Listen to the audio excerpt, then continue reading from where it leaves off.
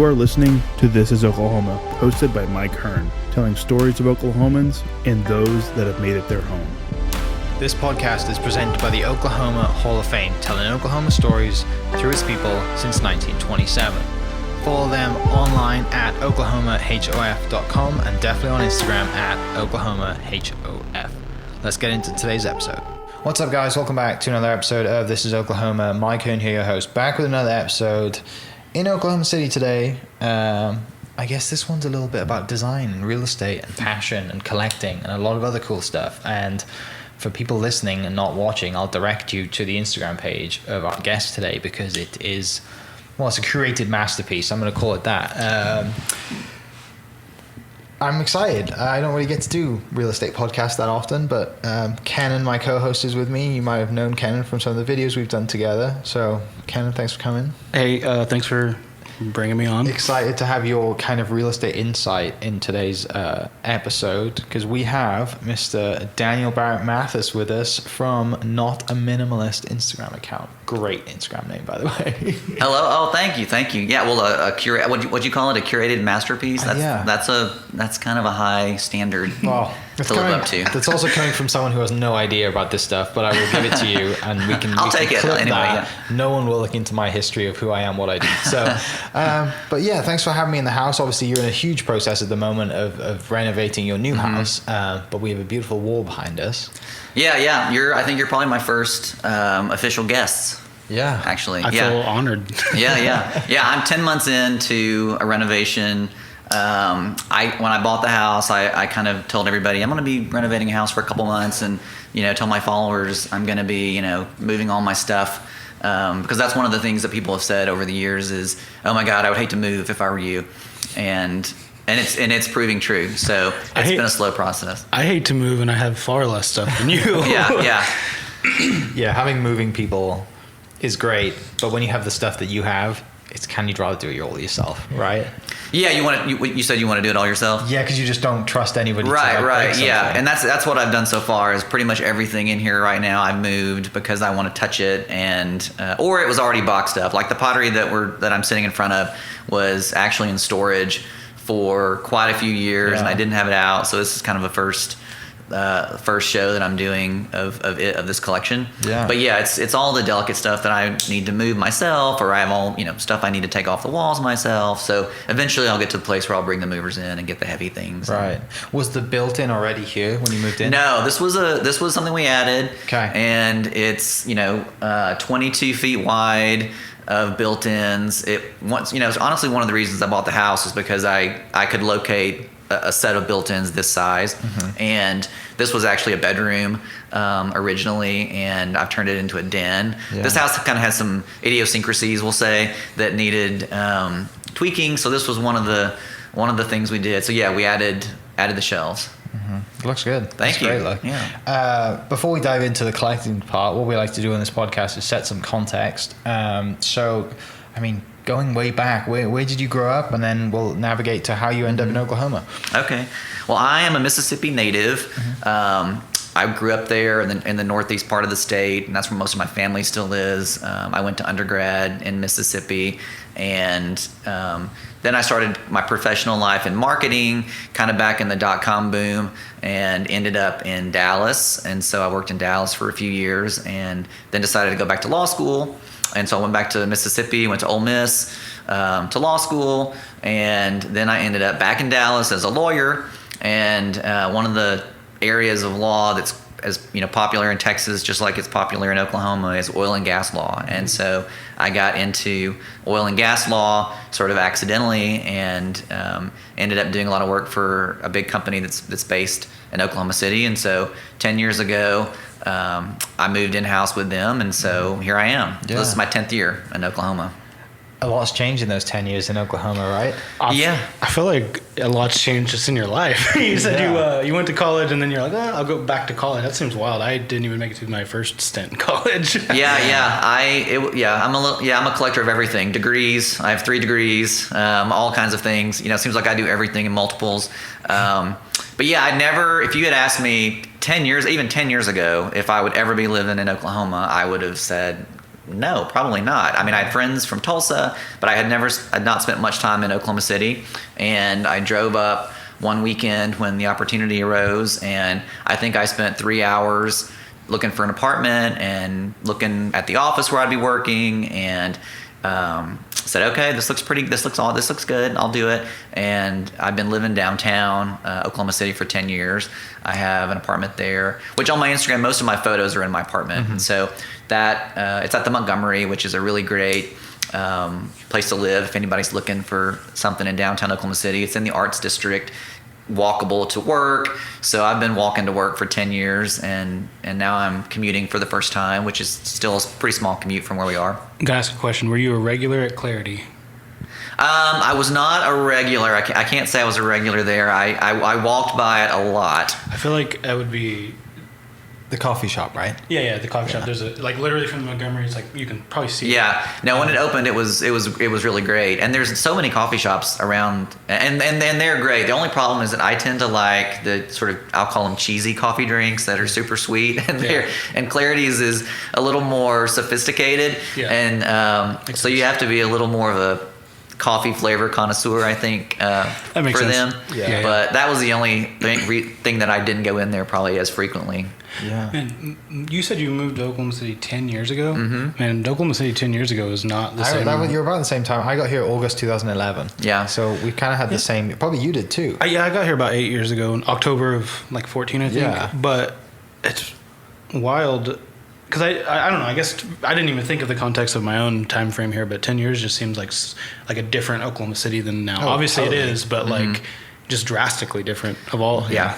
Well, yeah, I usually tell everybody, and I would tell my friends this for years, and family members who aren't here, that there's a new restaurant every month. Like for a while, we had a new restaurant or a bar every month. Yeah. There was something new to do almost always, and that happened for years, and it's only been recently. Of course, the pandemic slowed that down, but maybe even before the pandemic, it felt like we were slowing just a little bit, and then you finally had a few restaurants that weren't making it, or maybe were closing. But for years, it seemed like every new restaurant did well, and we had something new. So and I had friends come in visit me from law school who we would drive around, and one of them said one time, "Oh, so shocking! Another brand new, beautiful, clean building in downtown Oklahoma City. Like everything is so clean and nice and pretty." So yeah, it's just been a good time to be here for sure. Mm-hmm. Yeah. So starting out, your first kind of professional love was marketing. Is that right? Yeah. So I always had a little bit of a creative. I'm a right-brained person, and so I've always had a little bit of a creative tint to my thinking, and so marketing kind of appealed to me. Although I ended up in the telecom field, which is a very technical field, and that kind of scratched the itch for that kind of work. So I was in corporate marketing for Sprint in Dallas. It was my last job before going to law school, and there was a lot of creativity in the programs and marketing things that we did, and so that was fun, but it just kind of got to a place where I didn't feel challenged anymore. And I'd always planned, I kind of had thought about going to business school, and you work first and then go to business school, and kind of a 2-year thing. But at the time, the telecom field during that sort of tail end of the .com bubble was a really good place to be working. And so the next thing I knew, it was 5.5 years into that, and I really just had to make a difficult decision to just quit. And despite the fact that we were having layoffs at that time, I had to quit and pivot into what I wanted to do next.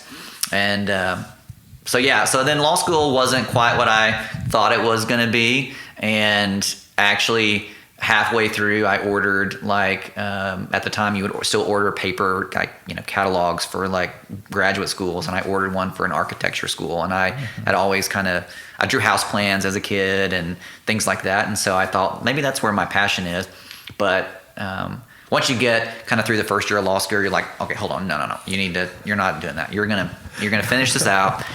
And practicing law is so much more fun than law school to me. And so I have loved practicing law. And I know that's a far cry from what I do as a hobby, but I've really enjoyed practicing law. And there is a creative component to practicing law that is not exploited by a lot of lawyers from the perspective of finding solutions to problems, and even just analyzing the law itself, which anybody can look up a case and say, this is what the case says, but it takes a little more artistry in the law to look at multiple cases and kind of synthesize those rules and put it together in a very clear and persuasive way. And to me, that's the artistry and the creativity that sometimes I'm able to exploit. It's a little less often as an in-house attorney gets to do that as I did as an attorney at a law firm, but and it's definitely challenging. So you never are bored. So I've never been bored, and that kind of keeps me. It's the yin and the yang, I think, to my creative hobby versus my day job, which is a little more technical and demanding, and whatnot. Yeah. To the creative part of being a lawyer, which I don't feel like go in the same sentence. Yeah. I read a book a few years ago called Creative Calling, is by a photographer named Chase Jarvis, who's also just like a really great like entrepreneur. He's opened up. He's done a lot of cool things. He actually invented Instagram before Instagram. Anyways, he wrote a book called Creative Calling, and he talks about, in that book, it's more of like a program. Like when you read the book, he kind of talks about things like, hey, do this thing. But he says a lot of cool things in there. He talks about how everybody's creative. Like being a mother is creative. Like you got to create like an ecosystem for your children. And I don't know. He dives into like everything is creative. It's just like you got to find your thing. Yeah.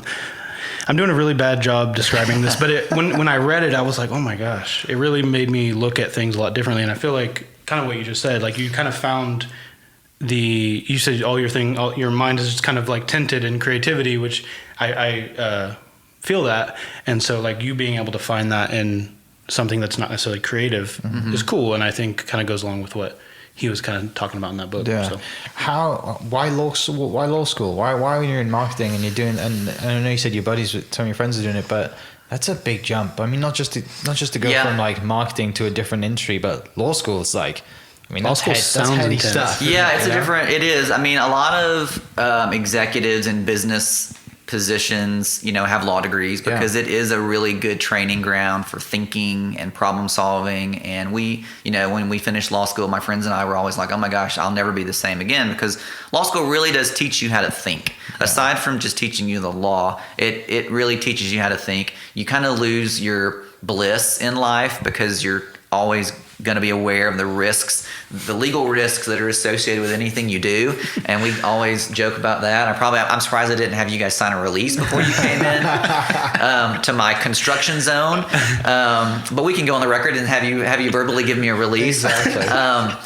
So that was kind of my thinking at the time. It's like, if I'm going to continue in a business role or something like that, it's a good it's useful training, even if you don't practice law. And so I really didn't know where that path was going to take me. I just wanted kind of to experience the challenge of law school too. I think some people that go to law school just want to know if you can do it. Sure. And it's a challenge. And I've kind of always had that drive to do that too. But I really did say even since I was in high school that I wanted to go to law school. And at the time you just aspire to do something that you think is great. Yeah. And you don't necessarily, I don't think my generation was taught as much or told to follow your bliss as much as some of the subsequent generations were. And in fact, I saw an article yesterday that said, I think we should stop telling kids to follow your bliss with respect to employment, because you don't have to have a job that is the pinnacle of your bliss, because many people struggle to find that after being told to follow it, and then they struggle to get into a regimen or a routine that allows them to make a living, that then allows them to do what they find blissful on the side, which is kind of what I'm doing. So yeah, that at the time, I mean, I was in my 20s. I was 27 when I started law school, so it was I'd had time to think and to mature a little bit, and so I also kind of viewed it as, hey, this is probably the last time that I'm going to have time, an opportunity to learn full time, right, for this number of years, and so I should just try to sink in and enjoy that. And that's kind of what I did. Although I said I didn't love it at the time, but eventually it kind of hit those buttons. Yeah. Other than when you came to Oklahoma City for a few hours before moving here, what stood out to you to think, I mean, did you just want to get away? Like, did you think it was a short-term thing, or did you think that, like you said, you didn't expect to be here for this long a time? Like, what was that? Yeah, no, I did not. I'm going to add to that question. If there was another place that offered you a job, would you have picked that over Oklahoma? You can probably tie that into the answer. Sorry. Well, I mean, it's, I'm in an in-house role, which is actually a pretty hard spot to find, frankly. There aren't that many in-house roles for lawyers. And so lawyers, one time a lawyer described the job that I have is kind of a lifeboat. A lot of lawyers who at law firms for many years, you're billing time and it becomes very grueling. And so sometimes lawyers see this lifeboat go by as a sort of an in-house position, which offers the ability to practice law, but also in more of a 9-to-5 kind of business setting, which is a little less stressful. And so we usually say it's a very enjoyable way to practice law. But no, I mean, I kind of always moved around, was flexible. I think I could be happy anywhere, to be honest with you. I'm kind of that person. One of my friends said that when I moved here. She was like, I think you're the kind of person who would be happy anywhere and would be able to make yourself happy anywhere. But I didn't have a very good impression of Oklahoma City, I'll be honest, when I first was moving here, because the times that I remember driving through as a kid, like on road trips, it was very much the empty downtown that Okies will talk about from decades ago, maybe not even that long ago, where people remember the Skirvin having plywood on the windows and things like that.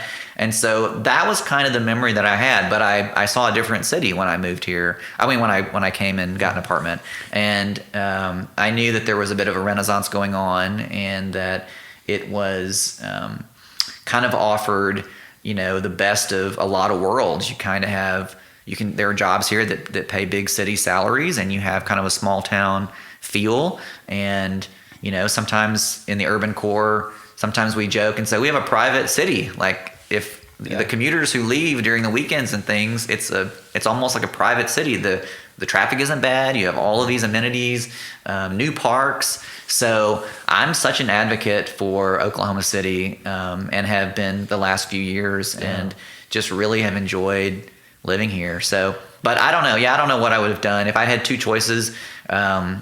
I always leaned to bigger cities. So if somebody had come in with a similar job at a larger city, I might have gone that route. Today, I probably wouldn't make that same decision, just a different place in my life. Yeah, it's interesting. You were talking about the come up that Oklahoma City has had. I remember when I graduated high school, and I was talking about we were trying to get out of the small town that we were in. We talked about Oklahoma City, and I remember his dad being like, "You don't want to move to Oklahoma City." And this was it's 2010, 11, Yeah. Mm-hmm. And that's why earlier I said it's like you've probably seen. I mean, you talked about seeing the huge difference. Yeah, and I think that even not, like you said, not even that long ago, probably maybe 12, 15 years ago, it was that way. So it is kind of a wild come up. So the side, the Instagram, the collecting, I mean, were you just a collector as a kid? Like, how does that, because it's not something that people just get into, right? Right. Yeah. I mean, it was definitely, some people decide I'm going to collect X, Y, or Z from every city that I travel to, or something as a token. But for me, it was probably the first thing that I was naturally inclined to do that I remember. And I know that in the second and third grade, I started collecting rocks and fossils. And you're running through the gravel driveways that we had in the South, and you're looking for fossils and arrowheads and things like that. So I had a rock collection, and then I started collecting key rings.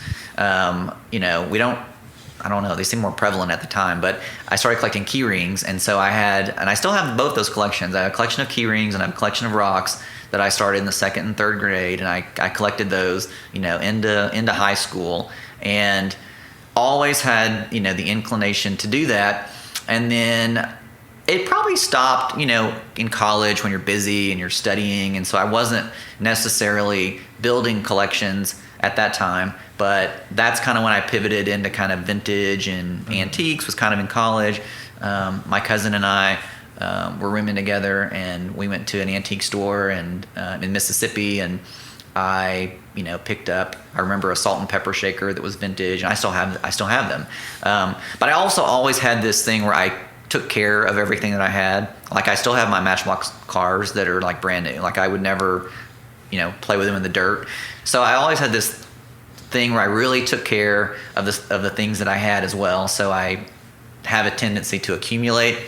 But yeah, I definitely had I think it's kind of a genetic inclination to collect and accumulate. And I think my grandmother on my mom's side is where I got that from. My mother doesn't really have that inclination, nor my dad, but my grandmother does. So I think there's kind of a genetic component to that. Yeah, I find myself hoarding things from my past as well. I wanted to ask about these the pottery one. Is there any like style? Well, not even just the pottery, but just like in general. Is there any style you go for? Is there like anything that like you really like over other styles? Or because I feel like looking at the pottery behind you, there's a lot of different styles. Yeah, right. You could probably find something like super mid-century here and super like old world. I mean, there's everything on this wall. Yeah. Right? Well, this pottery in particular is I generally refer to it as kind of mid-century American pottery. And the oldest there's probably some 1910, 1920 pieces in there, and it goes up to the 60s and the 70s. And there's probably maybe 10 different pottery companies or so represented up here. Most of it is McCoy pottery, which a lot of vintage folks would be familiar with. And the McCoy pottery companies were active for several decades in the United States.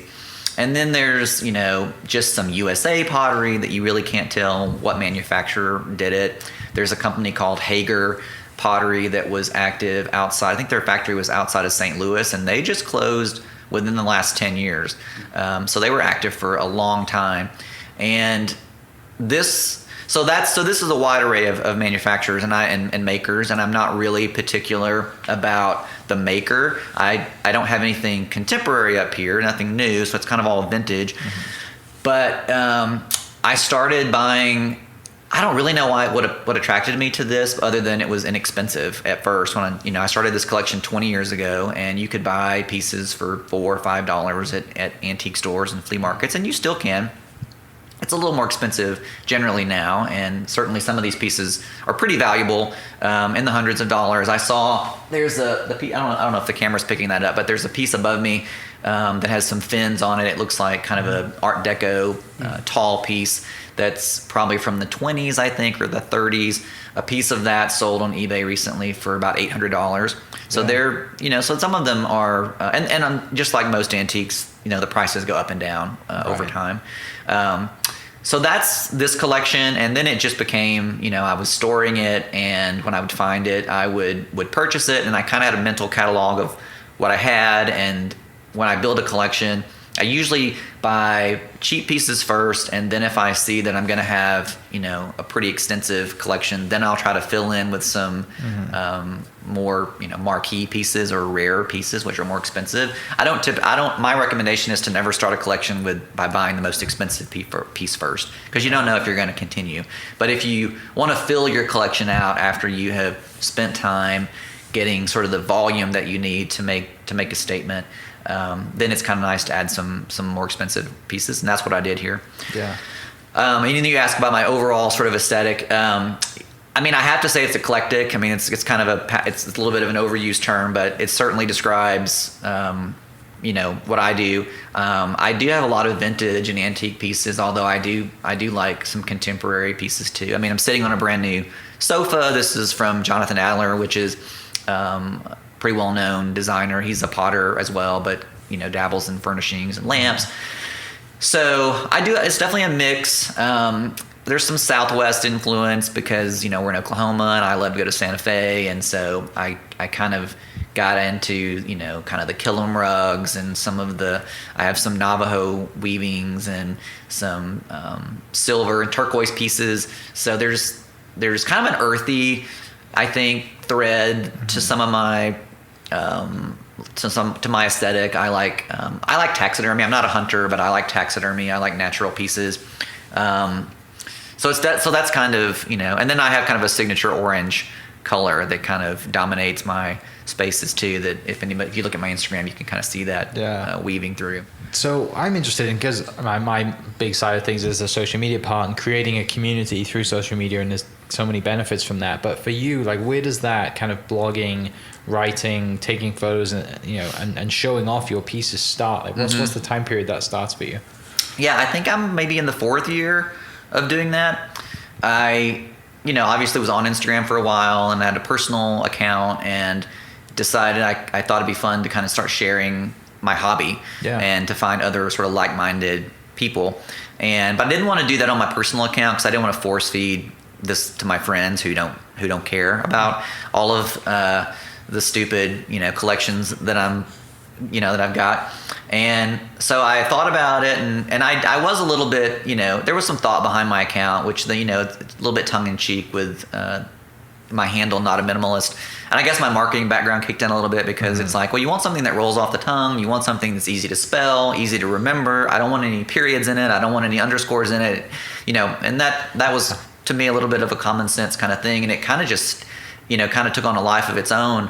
And I also, I started it 3 or 4 years ago, and it was a slow build in terms of finding other people who like your content, and I put a lot of time into interacting with my followers, and I try to answer all the questions, and that's getting more and more difficult to do, especially if you do a post and you get hundreds of comments. It is it takes hours. Well, some people don't read the comments, they ask the same question 10 times. Yeah, exactly. So and I don't mind if I have the time. I try to be thorough and respond to everybody's questions, because that's part, everyone talks about, building a community on social platforms, and you can't do that if you don't interact. Okay. And so I try to if I'm going to put a post out there that generates responses, I try to respond to everybody. So I think that's one of the things that has helped me to build a following. And every now and then you have a post that just does really well, or you have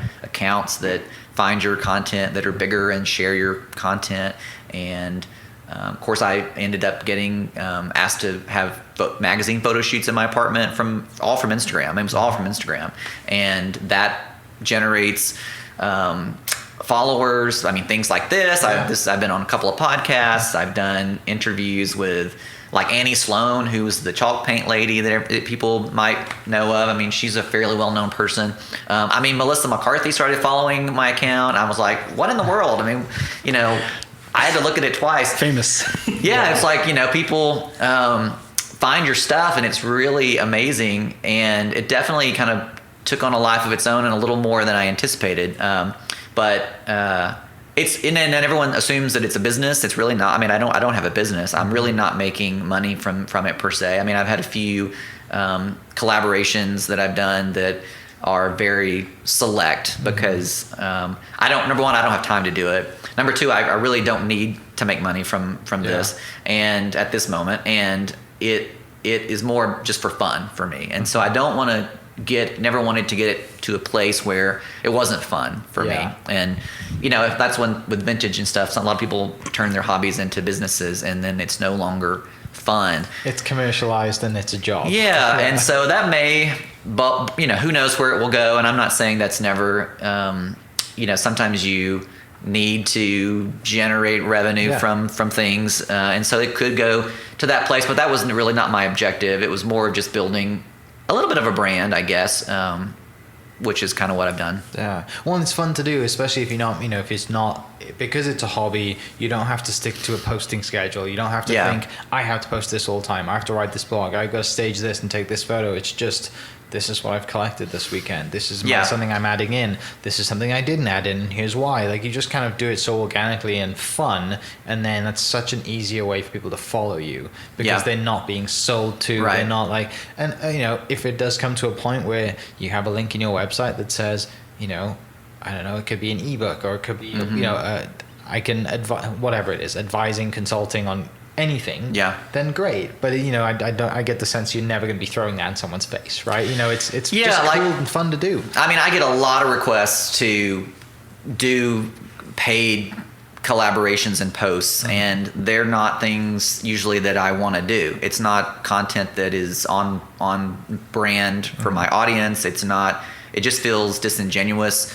I mean, if I lost my job suddenly and had to pivot into to doing that, there's probably a way to make that work. But no, I mean, the only, somebody, this week I did a post for an art gallery in San Francisco called Lost Art Salon, and I loved them from, for years. And then they reached out and asked about doing a collaboration.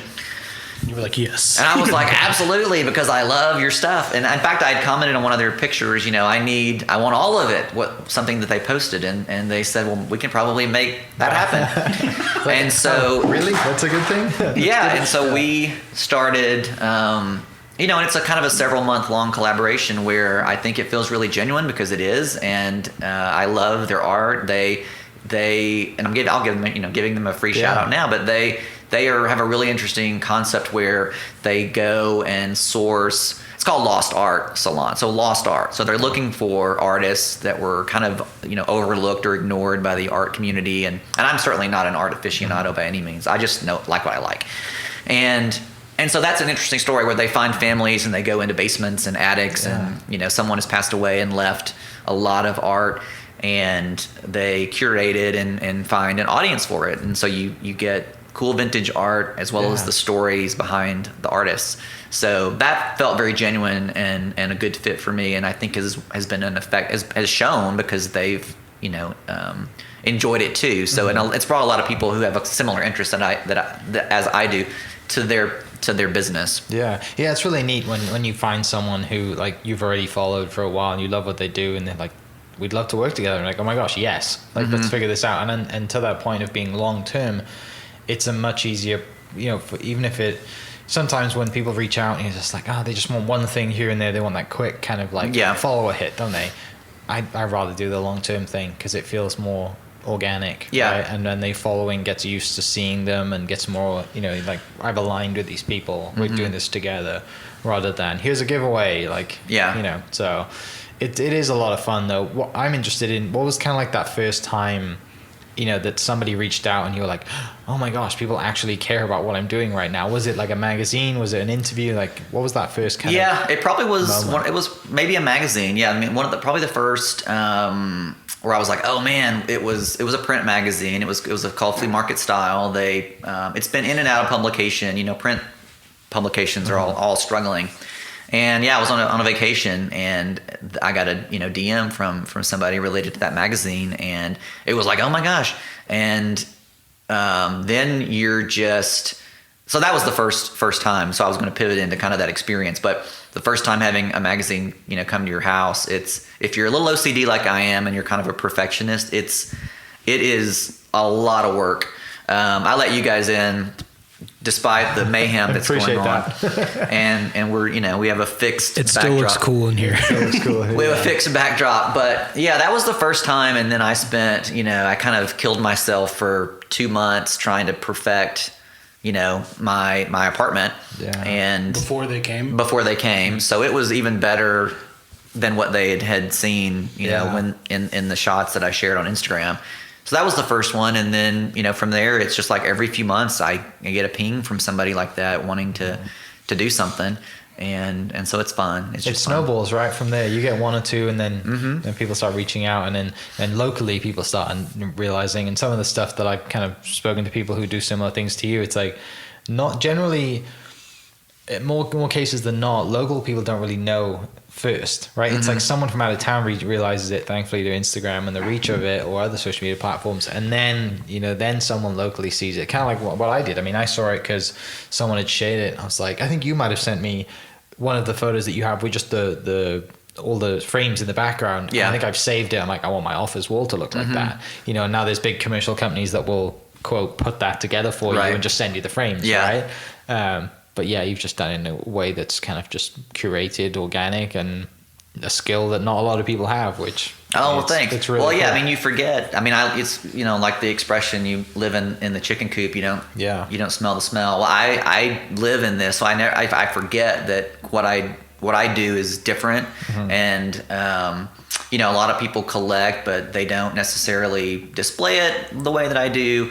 And so there's been a lot of questions about that in terms of, well, the number one question I get is, how do you dust?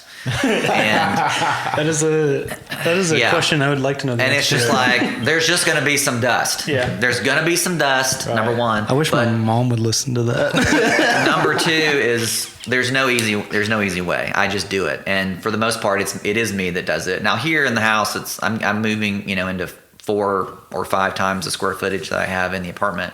I'll have some help with some of the cleaning from time to time because I'm doing more than I was doing there. I mean, most people didn't believe me when I said, well, my apartment, but it's like, that's me at like 70%. Like when I get a house, it's really going to be going to turn it up. Does it really excite you that you have more room now? Yeah, it does. Although I'm 10 months into this, and so I am kind of getting fatigued, and I try to pause and remember what's fun about it. But until I sort of get over this, I've told you guys it before. We did a lot of not fun. Well, maybe I didn't tell you guys. Seems like I've told everybody. But there was a lot of not fun things that you do in a home renovation too. Yeah, it's not just all aesthetic, like spending money. Fun things, yeah. Aside from the money part, but like who want you put a new AC in and have to move ductwork from the crawl space, from the foundation to the attic space. Well, that was not a story you want to tell. I mean, that's not fun. Yeah. So there's a lot of not fun things you do to get to the place where you do the fun things. And so I'm just getting close to the place to do the fun things.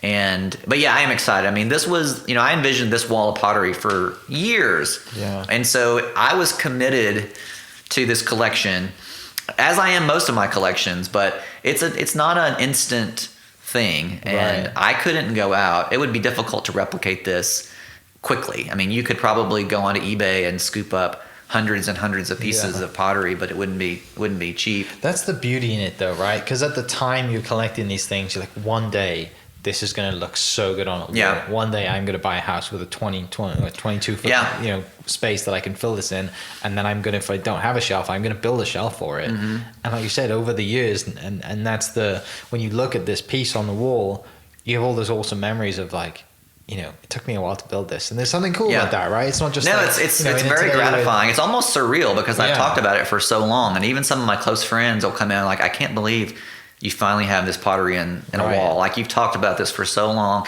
and so it is and you never know if that's ever going to be an opportunity that comes to fruition, because I don't know. I mean, if you have to move, or you can't, are you ever going to be able to afford it? I mean, you don't know if some of your dreams, things that you dream about, are going to be able to come to fruition. So yeah, a lot of long-term ideas are getting implemented in this house, and then a lot of things that I never thought about. I mean, I envisioned the wall. I didn't envision it black necessarily. I didn't envision this sort of ochre color in the back. Those are things that kind of make sense with the rest of my decor. But yeah, it's a long-term, it's a commitment. It's a long-term commitment. And a lot of my collections I build kind of on the side until they're kind of ready to be displayed, and then I bring them out. And so there's definitely a collecting component to my designs. And then, like, I don't even call myself a designer. Like, people call me a designer, and I'm like, I never really called myself a designer. It doesn't feel right to call yourself a designer or to call yourself an artist. And so I never use those terms. But I think there is an aspect of artistry to it, and there's obviously an aspect of design. I kind of see it all in my head, and I, like my gallery wall was kind of the first thing that got attention on Instagram, and I didn't realize how anal I was in terms of the precision with which I hung the pieces, and the spacing is pretty consistent. And so I think the perfection component to some of that is what gets people's attention. Right. Also, the fact that I had 20-foot tall ceilings in that apartment, and so the wall is massive. And so, in terms of getting people's attention, it's usually things that nobody's ever seen before, or it's something that's, I've never seen it done quite like that before. And that's kind of what Instagram, likes, is things that people have never seen before. And I never wanted to be an average anything. I don't want to be an average collector. If I'm going to collect, I'm going to be an epic collector. Like, I want my collections to be epic. Yeah. And that's the way I kind of tackle everything I do in life. But yeah, it's truly, just a joy. It's my personal joy. So it's easy to do it when you enjoy doing it. Yeah, it complements your daily work job. Like like I said, you've got your right brain marketing and creative side needs to scream somewhere. You know, and if you were cooped up, like the lawyer side of you is like, I know you've got some freedom, being corporate, on the boat or whatever, but like. Still, I mean, you've got to have something to get away. And when you come home, some people would come home and see this and think that's worse than being a lawyer. Yeah, right? Because I've got all this stuff. It's not for everybody. It's not for everybody. It complements you perfectly. And Instagram and social media has the good and the bad. You get good comments and you get some bad comments. And I've not been insulated from a few bad comments, but I don't mind them because it's like, hey, it's not for everybody. Or sometimes when you respond to them, they're like, oh, I'm sorry, I didn't mean it like that, because people do say sort of, everyone knows these unfiltered comments that it as if it is going into the netherworld or something. It's like, would you come up to me and say that to me in person? Most people wouldn't. And so when you say, fair enough, nobody ever said it was for everyone. They're like, oh, I'm sorry, I didn't mean, oh, I shouldn't have said it quite like that, or I didn't, or they sometimes think that I'm promoting excess. Like, it's like, this is the promotion of, just more. Yeah. Like, or get just all the stuff. Frivolous spending and that sort of thing. It's like, I didn't, so everyone has an interpretation of things. And I think there's a thing with like, you can't really read somebody's tone in a text format. So I think maybe that would clear up a lot of issues, because whenever they come back with like, oh, I didn't mean it that way, maybe their tone was a little different than how it was read.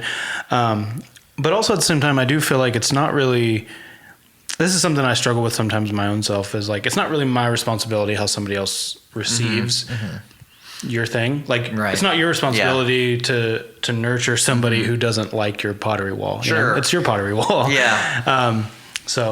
But I get it. It is still troubling when you get a comment. You're like, man. Yeah. Because a lot of us comment hurts a little bit. And you're like, oh, okay, now I get it. Like, because I read them too, and you're just like, what is wrong with this person? Like, why are they having such a bad day? They have to make me feel bad. And then when you comment to them, and it takes a lot to be nice back, right? Yeah. When you say, this is it, and they're like, oh, I totally, and they do exactly what you just said, right? It's just, the social media world can be toxic for sure. Mm-hmm. But I'm more interested in kind of like the local scene for you, like the even today, you're at an estate sale, and the couch is behind us. You got today. What's kind of like the community that you've built and the connections that you've built and the friends you've made, and then the stores as well that are local, because I mean, if you start looking, there's a lot of stores that do this, that sell antiques or just have booths, places. I'm interested in that kind of. Well, we're lucky. I think Oklahoma City has a really good antiquing and vintage and thrifting number of stores. And I actually got to do an article a couple years ago on Guthrie, because Guthrie is kind of an antique store, a little mecca. And so I go anywhere and everywhere, and that's what most full on vintage seekers and antiquers and thrifters will tell you. Maximalists. I haven't used the word maximalist, I don't think, today, but I'm definitely a maximalist. And which, incidentally, when I created my account, I didn't realize there was this sort of burgeoning anti-minimalism movement. And so the maximalist movement kind of has been a touchstone for the last couple of years for a lot of publications. And which just really was fortuitous in terms of me getting asked to be in articles and things. But Oklahoma City has, so there's obviously thrift stores. You can Google thrift stores, and Goodwill is a big chain, and we go to thrift stores, lots of antique stores around. I can name a few of them, although I'll feel bad if I leave somebody out. But I usually share a lot of those on my. We can put a list of those in the show notes. Yeah, let's do that, because I hate to list them and leave somebody off. But there's a lot of good antique stores, and a couple of them even have monthly outside fleas every month or so that are fun, because you usually get different things, or even the vendors are having sales. You mentioned this morning I was at an estate sale. There was an estate sale down the street that I went to. We got there early, and I honestly haven't been going the last 10 months or so, because I've been probably painting on the weekend.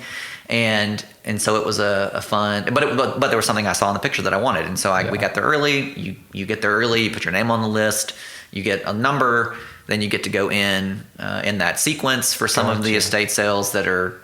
It's competitive stuff. It's competitive. And so you have people who, and the guy that was number one in line bought all the taxidermy they had. And I wanted to look at the taxidermy. Just immediately cashed in. I missed it by 10 seconds or something. But I did get like this couch for a chaise lounge vintage thing that's kind of cool looking. That I was 13th in line, but because my friend went and got us. I'll put our names on the list. So there's estate sales. There's annual sort of flea markets. We don't have too many big flea markets locally, honestly. There's a few that, from time to time at the fairgrounds, there will be one. And, Tulsa has their Tulsa flea market at the fairgrounds. I think it's every weekend or maybe a couple times a month. That's been there for a long time.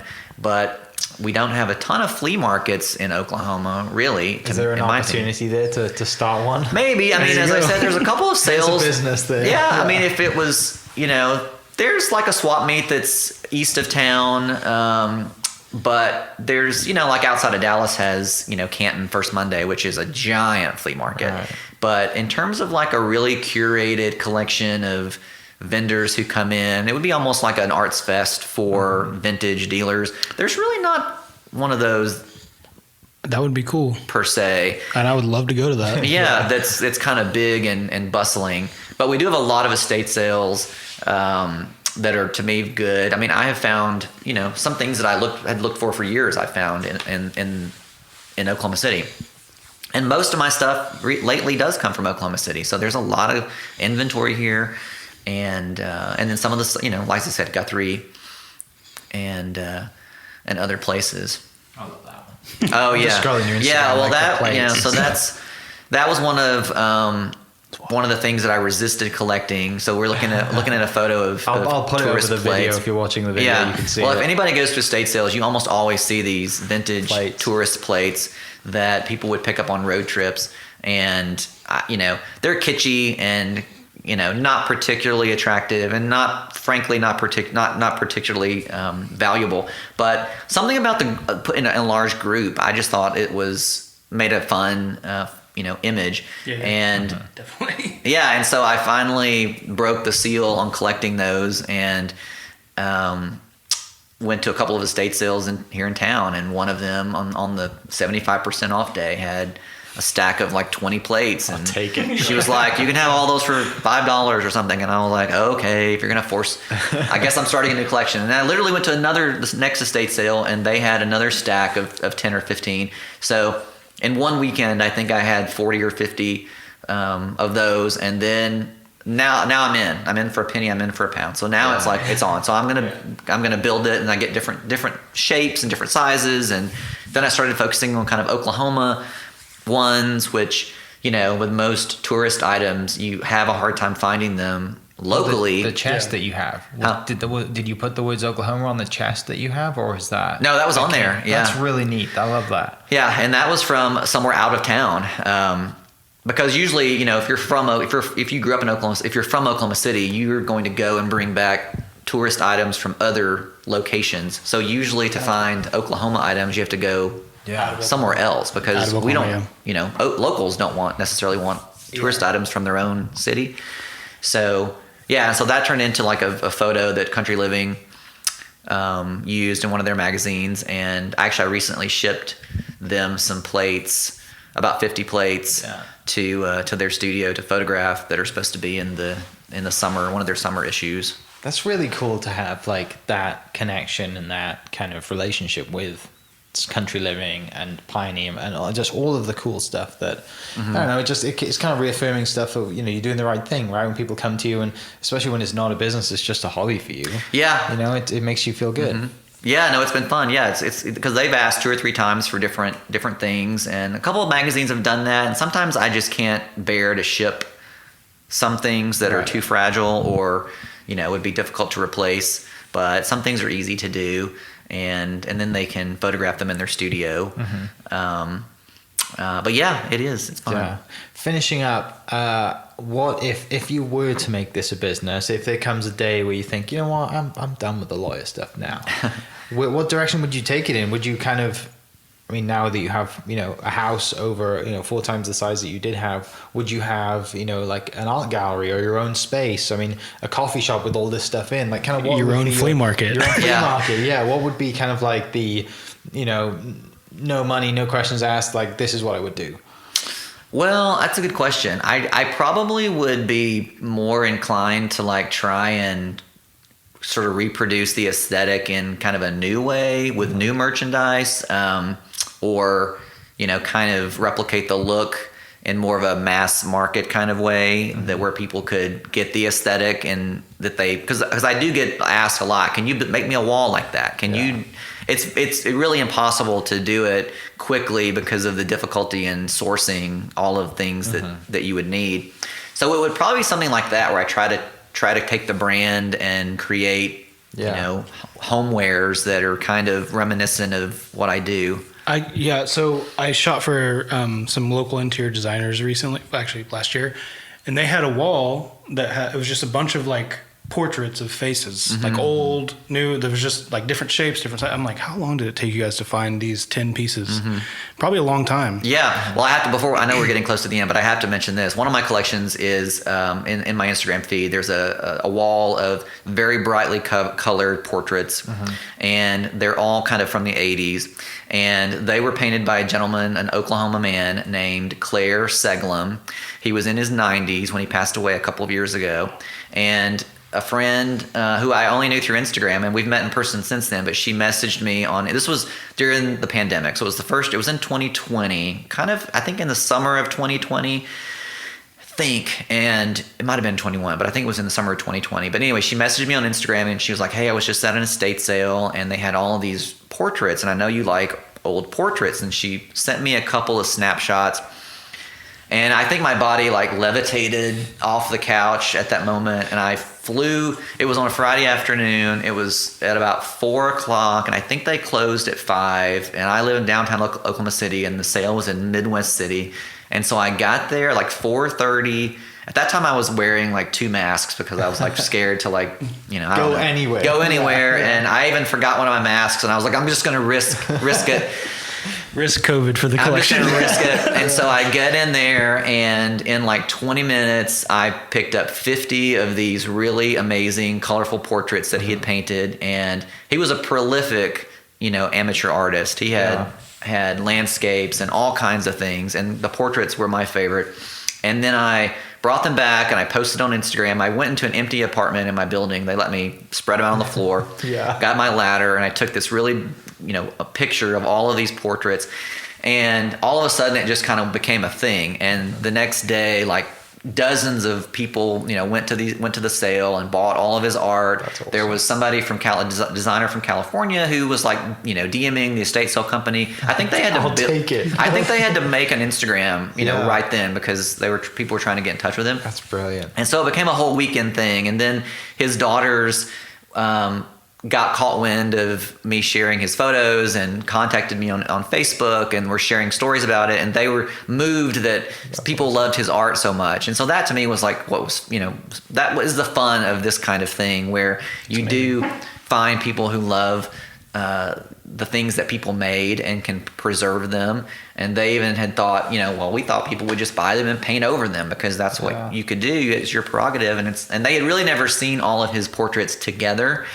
Right. In that way, and so it must have been amazing for them then. Yeah, and so it really takes on a new life when you can see them all displayed together, and you can see his technique come through. And then one of his daughters said, one of his signatures was the elongated noses, and I was like, I didn't even notice that. And that's kind of what makes them a little bit work contiguous and work together, was the elongated noses. But anyway, I just want to share that because it was an Oklahoma artist and a fun kind of vintage story.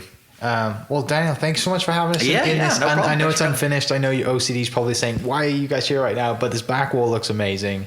I'm glad we got to share some of the stories that you have. I know there's hundreds more of the one you just shared, and all of the cool people that you meet. But like Kenan said, I think before we started recording, whenever everything is done, even if it's in 2 years or however long it takes, we would love to do a house tour just for you to show us around. I'd love to even just like document, just take photos of it. It's cool. If really you're cool cool with that, obviously. But yeah, that stuff is cool to me. So yeah, that'd be great. Yeah. For people listening, Not a Minimalist on Instagram, and then just the website, notaminimalist.com. Is that correct? Yeah, I do have a website. There's not much there, but yeah, mainly Instagram. Great. And I have a Facebook page too. Yeah. For people listening, I'll put the link in the description, as well as the other amazing antiques and thrift stores that Daniel mentioned.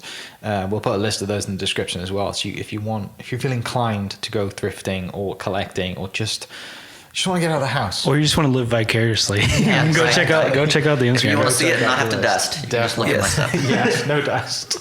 But thank you guys for listening. We'll catch you next episode. Cheers. This podcast is presented by the Oklahoma Hall of Fame, telling Oklahoma stories through its people since 1927. Follow them online at oklahomahof.com and definitely on Instagram at oklahomahof. Thank you for listening. We are inspired by those around us and hope that you are too.